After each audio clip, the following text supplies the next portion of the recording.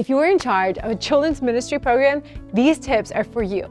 And if you aren't, these are still great practices to know and follow. We'll be talking about setting up strategically so that your space works for you, not against you. So let's dive in.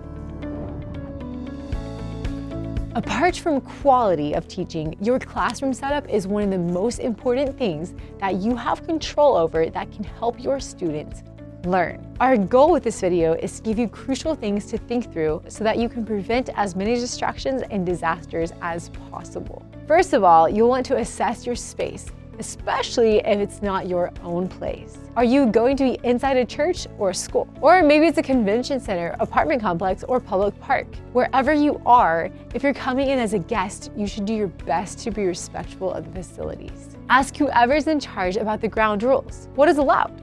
What is not? Is food allowed? What about drinks? Are you able to move the desk and chairs or hang things on the wall? It's always a good idea to check so that you don't accidentally make life harder for the building managers. If food is allowed, think through preventing spills and messes, since you are working with kids. If there's carpet or upholstered chairs, you probably shouldn't give the kids sticky or crumbly snacks and open cups of juice. If you need to, you could bring picnic blankets to protect the floor. Plus, they also work well as small group boundaries. One more thing to consider is how you'll protect surfaces from messy activities like paint, glue, or glitter. Do you need to bring tablecloths, or can you wipe things down later? As you evaluate your space, you should check to see what equipment you'll need to bring versus what you can borrow. Do they have TVs, sound systems, and other tech? Can you borrow tables, whiteboards, or cleaning supplies, or do you need to bring your own? Try to make a list of things to bring every week so you don't forget. Next, you should walk through the area and get situated. Where are the bathrooms for the kids and for the adults? Are there drinking fountains? Where are the trash cans? And are there enough? Where can you get extra supplies? Are there any outdoor spaces for active games? And which doors should you use to get out there? Where are the emergency exits in case of an emergency? Once you know where everything is, give your team a heads up so they know what to expect. The next thing you should do is identify potential distractions in your space. Windows, doors, hallways, and things like that can steal attention away very easily. To combat this, teachers should position themselves with their backs to the wall so that they are the only things the kids are looking at during teaching times. And if you can, move or cover up anything else in the room that is distracting. If you're outdoors, you may not have a wall to block out distractions, so just face the kids away from high traffic areas. Once you've assessed your space, the second thing you'll need to do is create boundaries and assign areas for large group and small group. First, let's talk about small groups. If you have a wide range of students, it's a good idea to divide the students by boys and girls and into similar ages or grades. It can be helpful to make signs for each group so everyone knows where they need to go. Position the small groups around the edges of the room in consistent spots from week to week. Try to avoid putting any groups in the middle because they'd be surrounded by distractions coming from other groups. Each small group should have a boundary that suits its needs. It should be functional, but it can also be creative. For example, younger kids may like to sit within a cardboard castle or a circle of safety cones or on a colorful blanket. Older kids may not be as comfortable sitting on the floor, so a circle of chairs might be better for them. The purpose of a boundary is to be a defined space that the kids know they need to stay within. They should not wander around without permission. Encourage small group leaders to choose boundaries that work for them because they are the ones who know their group best. Next, space out the groups so that the noise level is not too high. Depending on the class size, you might need to divide into multiple rooms, but make sure that every group is in plain sight so you can still monitor how things are going. No single volunteer should ever be alone with a child without another adult present if you're following the Child Protection Policy's best practices.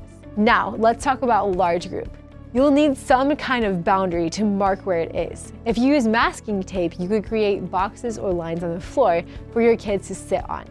Have the girls sit on one side and the boys sit on the other. Younger kids will sit closer to the stage and older kids towards the back so everyone can see. If there are multiple teachers for a large group, ensure that there's space on the sidelines for them to move up when it's their turn. A middle aisle could also be helpful if you have a really big audience. If you're using a TV or projector, try to position it so that the kids can see and the teacher doesn't have to walk in front of it, blocking the view. You'll also need to set up the group reward system somewhere visible and reachable for the teachers. If you want to learn more about group reward systems, we have a video about that on our channel. Sometimes when the class size is very large, you may need to split up different parts of your program into smaller stations and rotate small groups through them. For example, the Bible lesson can be station 1, songs and verses station 2, craft station 3, and game station 4. The older groups start at 1, the middle groups start at 2, and the youngest groups start at 3. You'll spend about 10 to 15 minutes at each station before moving on to the next one. Snack and review in small groups can be the last station for everyone. If you do rotations like this, it's a good idea to put up signs and schedules to point people in the right direction. The third part of setting up strategically is setting up the admin and entrance area. Here are some things you'll need to think through. First, what is the best place to set up your administration area? We sometimes call it the coordinator's table. Here, you can keep things like records and master rosters, extra supplies, and first aid kits. If you have a standard setup for your program with small group, large groups in the same general area, you could also set up your check system here. It should be easy for the small group leaders to send their students to get checks and see that they actually went. If you're having your groups rotate through stations in multiple rooms instead, you may need to have more than one teacher handling checks. Instead of staying in one spot, they can walk between the stations to monitor behavior. To avoid confusion, you could try a digital check sheet like a Google spreadsheet that's shared between the teachers and accessed through their smartphone or tablet. That way, they can keep track of how many checks a child has earned, no matter who he goes to talk to. If you want to learn more about using a check system, we have a video about that on our channel. Make sure to go check that out. Next, how will you set up the entryway? When the kids arrive, how will you sign them in and check them out? You'll need to track attendance and ensure they have permission to come. One option is to have everyone sign in at the coordinator's table at the entrance. The second option is to let the kids sign in at their small groups and then collect the attendance records later on. Then, when it's time to go home, how will the kids leave? Will they be picked up? Will they walk home? Or will they ride a bus? If kids are getting picked up, will you allow the parents inside or will they have to wait outside while their children are brought out to them? Whatever system you choose, keep it tight and monitored so you know who's going in and out. An orderly checkout system is super important so you know that everyone gets home safe. Once all the kids are gone and you're done for the day, try to leave things better than you found them. You may need to sweep or vacuum, wipe down tables, and put things back that you've moved. If needed, lock the doors, turn off the lights, pick up trash, and collect any items for lost and found. And make sure you don't leave your own things behind. It's a lot to think about, but once you and your team get into the rhythm, it becomes automatic. I hope these tips help you set your team up for success. If you want to learn another important strategy for leading a team, check out this video.